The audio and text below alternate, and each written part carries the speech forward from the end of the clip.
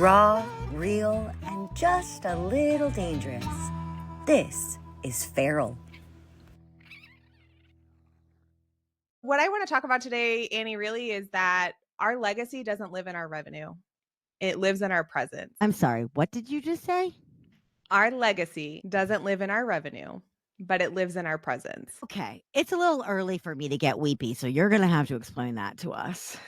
Yeah. So as Annie mentioned in the welcome, I emailed her, I think it was like late Friday night. And I said, something's been heavy on my heart. It's been heavy on my heart for weeks. And I didn't know really how to talk about it. And I thought no better place than with you and in a place where we're getting feral. We're breaking it all up. And the thing that I'm just really wanting to talk about, and it's something that Annie and I have been in the same rooms talking about since the fall of last year, is that entrepreneurship is not easy. It's not a direct route to this freedom and this stability and this safety that we talk about. And people are going back to JOBs and everyone is scared to death to talk about it. Mm-hmm. And I've built an entire brand on helping parents who are entrepreneurs navigate their entrepreneurship journey. And I'm going back to a JOB. And I just really wanted to use this conversation, Annie, because I think you can help hold a safe space to go through the why, the how did we get here, to help people who are having that conversation privately, alone at 2 a.m., who are having it in DM chats or in group chats. Like, I just want us to be able to talk about it for real. So I'm here and I figure I'll let you lead with the great interviewing skills that you have, and let's just go into it. First off, I love you. I want to ask the hard question first because that's how we roll, and I totally want to also open things up to the chat. But I don't perceive bringing a JOB back into the mix as failure. But I know at a lot of the 2 a.m., what am I doing? How did I get here? And especially as a business mentor who sees everybody first thing Monday mornings, I know that your brain might not think it's failure, but your body sure acts like it is and tries to trick your brain. So how are you feeling about this decision now? And how have you weathered the truth that this is absolutely what's right for you and what's right for your family, but it's also not what you expected? You know, I mean, first I'll say it's been weeks, right, of just going through the feels. The reality is this has been a grief journey. I am dismantling a lot of what I have built over the last 5 years. I also am breaking up with parts of my identity. And I think as much as we can do all the inner work on ourselves, we can be prepared to not completely own this and take this on. We do. And it is a huge part of my identity. And I think I want to just share. So I announced this to my kids last night. Obviously, my husband's been involved, but I announced it to the kids last night also. No, you just sprung it on Dom like, hey! No, I mean, I've done shit like that too. So it's fair. But so I wrote my kids an apology note, and I just wanted to share the beginning piece that I read to them last night because I think it will help those of you who might be feeling this understand that this is a journey to work through just as much as it was when we left our careers and went into full-time entrepreneurship, which is, I said to my kids, you all have been my biggest cheerleaders and my biggest supporters. And in return, I have stolen our stability and the spontaneity that our family comes to love, and I'm sorry. I promised I wasn't going to cry. I did my makeup on purpose, so I didn't cry. So, as someone who loves you, I don't love that word stolen because I think your family rose to the occasion of it, but I can certainly understand why it would feel that way. And I don't want to dishonor how you feel in your own family and what you say to your own kids. I'm also not a parent. Full disclosure for anybody who doesn't know me. I have the most mad respect for parents imaginable, and I am not one. And so having a conversation like that and having a mother who apologizes. I have the best mom in the world. She's probably watching this. I'm probably going to get a howler, but like apologizing moms was not a big part of my childhood. And my mom was also an entrepreneur. So maybe that's why I'm like, oh, you didn't steal it, but like I get it. And so I think it's so interesting. You said spontaneity and stability, and that those are the two things in tandem that your family has been craving.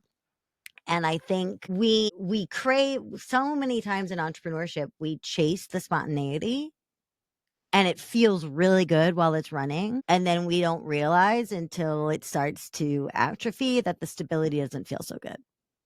And that we need to go get some more of that stability and fill in those gaps. So, geez, well, how did that feel to talk to your kids in that way? I mean, I'm really proud. I think to what you're saying too, I think most of us here didn't grow up with apologizing parents. And I don't think it was for lack of them wanting to, but it was for lack of know-how or for what example was set with them. I actually shared this announcement with my community, the village, last night. And I was really scared, honestly, to share it with them. I mean, it was the first people I wanted to tell, but also those are the people I mentor. Those are the people that I help support in their business. And I had a lot of heaviness of what would they think when they heard that from me. And it's just the reason why we do things like this. It's the reason why we have community is because they just rallied around me. They just were so supportive and there for me. And it was that same thing that like you brought your kids in on this. Not only were they a part of building the businesses, but they're also a part of this transition. And that has been really commendable because something else I put in the letter to them was, I hope you also saw what it was like to chase a dream. I hope you also saw what it was Yes! like to be confident and believe in yourself and go try something new, even if it means failure. And I really appreciate that you brought up that like, this is not failure because of course that was my very first thought when, I have to contact my business partner and tell her I'm selling back my half of the business. Like that does in many ways feel like failure, but also I sat down and I said, you know what, to many people, this is going to look like failure, but that's a them thing, not a me thing. Yes. Because who I have become from this mirror that entrepreneurship gives you, and it forces you to look in and be really, really ridiculously self-aware of whether you are showing up as the human being you want to show up as in this life. I wouldn't trade that for the world for what I've learned. But the reality of being a parent and an entrepreneur at the same time is we need different levels of stability. Yeah. Yeah. We can't empty our savings account and sleep on our friend's couch and you know I have 5 human beings and mouths to feed and like it's just a different level and a different game that I'm playing, and it's exactly why I opened my community, because I always felt like those of us who are doing both of these full-time jobs at the same time, we need a different level of support. Well, and you're not killing every aspect of your business. You are retiring part of your identity, and that is hard. We're going to talk about that in a second, but like, that alone is hard enough. But you keep bringing up the community. Thank goodness, because the community is going to live on. The village lives on. And so, like, you can still join it. You're still going to run it. There's still people in the chat talking about how amazing it is right now. And so you're reintroducing new income. You're introducing new form of stability, but it's not like in order to do this, every single thing you've been building for all these years is just suddenly wiped off the face of the earth. Like it's not. It's totally not. This is not Men in Black where they're like, the entire legacy of Gabs is gone. It can feel like that, but I'm so glad that you're keeping what matters most to you in this moment alive. And then the other thing is, it has not fully aged well, but the show Avenue Q, the last song of it has a great message then when we were all in the Bush administration and thought that the George W. Bush administration and thought that was the worst thing ever. And so literally they say like George Bush is only for and so I think that's a big thing too, is later today I'm talking with Tina about similar stuff about how she out of the coaching industry has found new pathways to get coaching out there, but also these other things. And it's like she was in a corporate job for 33 years, then went out to coaching. Now she's doing this brand new thing. I don't want to talk about what it is. That's a spoiler. But also there's a big for now energy. And I think that we have that as entrepreneurs. Today I'm doing this. Tomorrow I might be doing something totally new. As long as it's in my lane and trajectory and feeds me well, then awesome. But we don't see that in terms of seeking out that stability that we'll be able to just pick things right back up like a friend we haven't seen in 1,000 years, and we will. And so I want to go back to your very beginning quote about legacy and about revenue and about presence, because your legacy, number one, we don't know what the heck it is. It's years more in the making. Forever may you reign. You are in your 30s. Like, we got time. Number one, ideally, knock on all the wood. But also, like, you're making that legacy day to day, and we don't know what tomorrow brings. Yeah. right? All of those things. So talk to me about if you were going to map your legacy, how does this change the map? So the reason I put in or, opened with the presence piece is, and you and I have jammed out in so many times around rest and just Mhm. how serious it is. I've been doing that since January.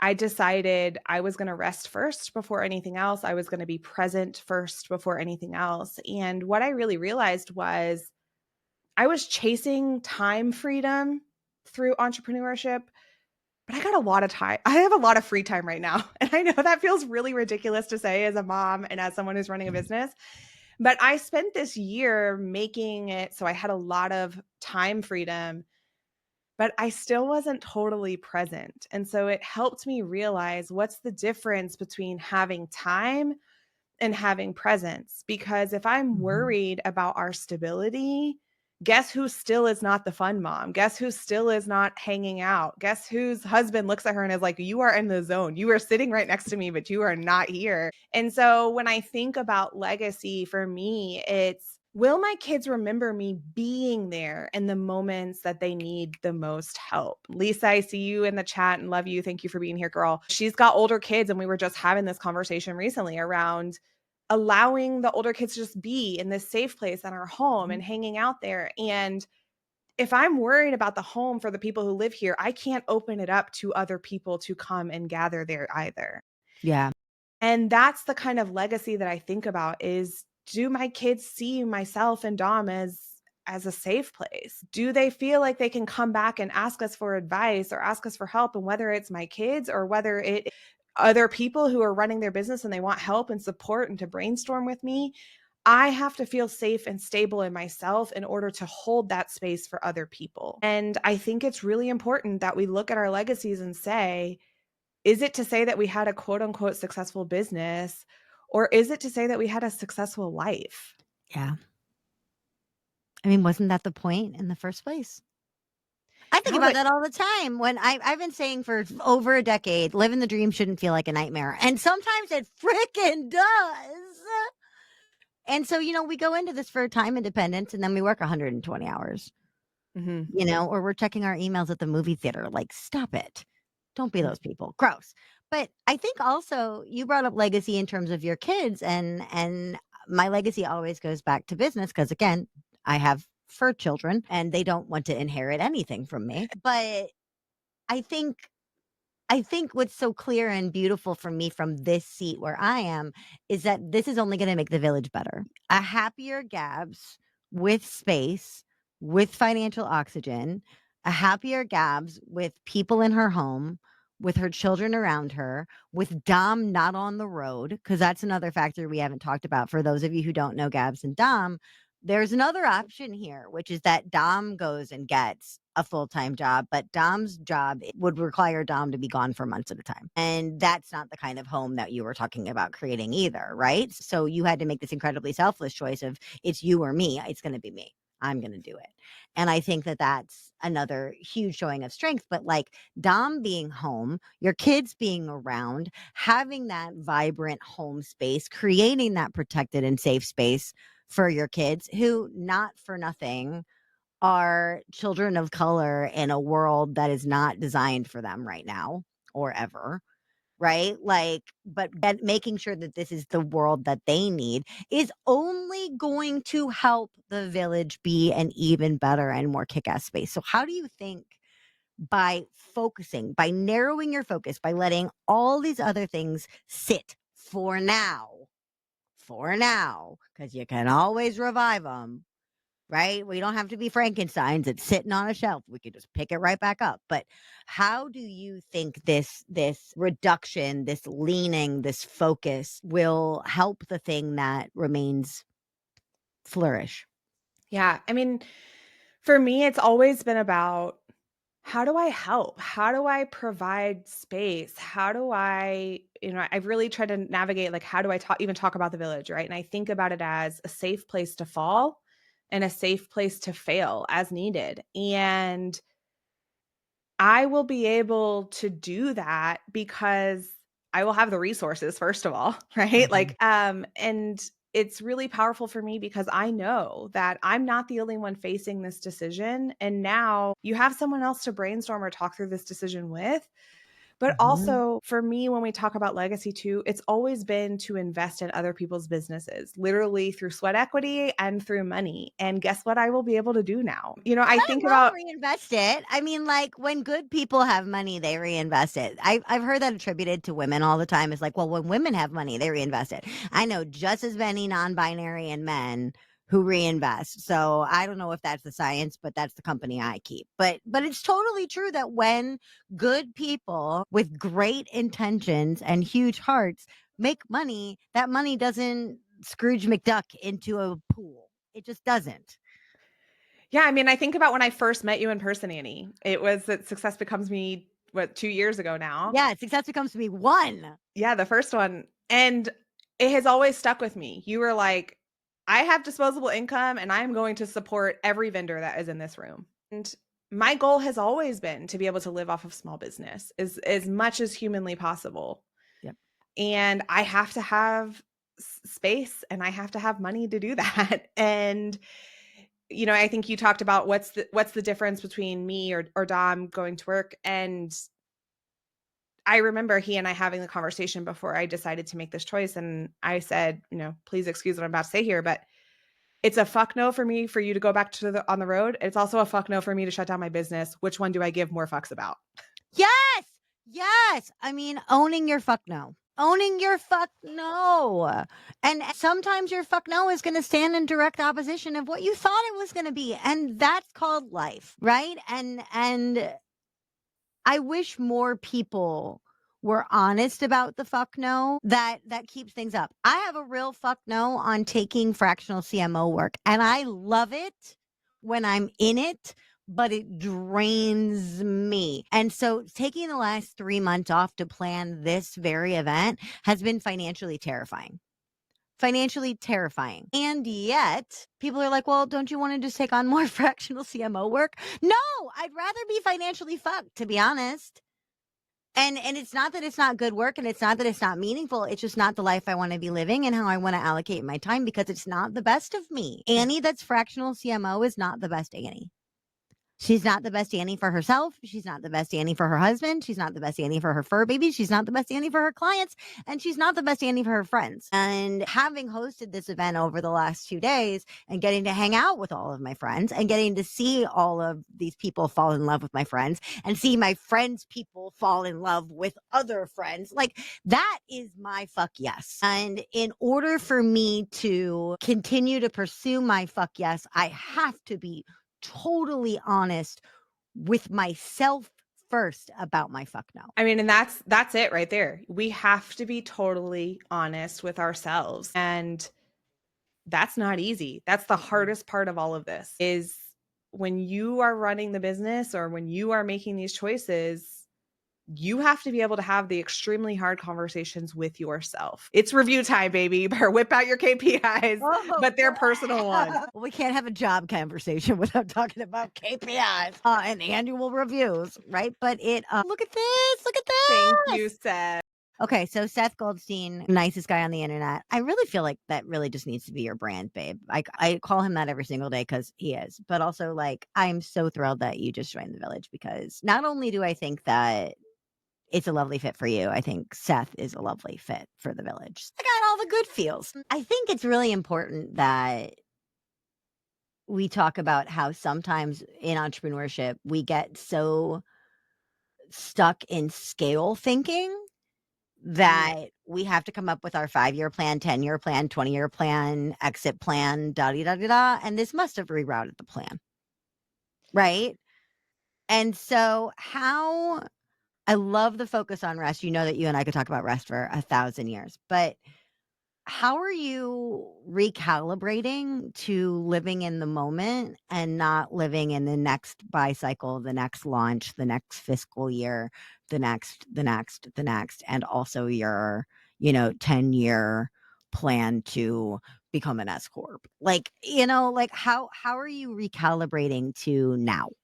Yeah. So, one, I think it's really important for us to take a step back. I think entrepreneurship makes us move really, really fast. And I think we can put these blinders on, like you're saying, to these goals and the launch and what's right next in front of us and what are we chasing. And I took this year to be present where my feet are. I was no longer going to stress about what I did or what happened in the past or what could happen in the future, but I put my feet and my presence where I was. And I use that to gut check myself. If I started getting worked up about a decision or something I needed to do, I would literally ask myself, is it where your feet are right now? And if the answer is no, I need to let it go. And I took a look back though, and I said, because I have this space to think clearly, and I think that's so important is we keep running without space to think clearly. My business has been built in a season of survival of my life. I lost a child. Then I had a child who spent 9 times in the ICU. I have moved to 3 different states. I had a husband go back to work after he was home with the kids. It's like every time I turned around, there was no stability ever. And so eventually, that means the foundation of the business I was building was never stable either. It was just a constant stand on the right side of the building because that's a little bit more stable right now, and then move to the left side of the building because that's a little bit more stable, right? And so it was just this constant shifting and constant Everybody on pivoting. the left side of the plane. Everybody on the right side of the plane. I mean, that's exactly how it felt. And so when I think about legacy and going bigger, it was never for me to have this tiny little service-based business where I'm the face of it. And that was really powerful for me to admit to myself because I became a content and digital marketing queen. I still are. A personal brand Forever will be. And I love those things. I've learned to come to love them, but I got really caught up in what I saw, what I could do in this season of life, what was quote unquote easy for me to devote my time and energy to, but it wasn't the long game.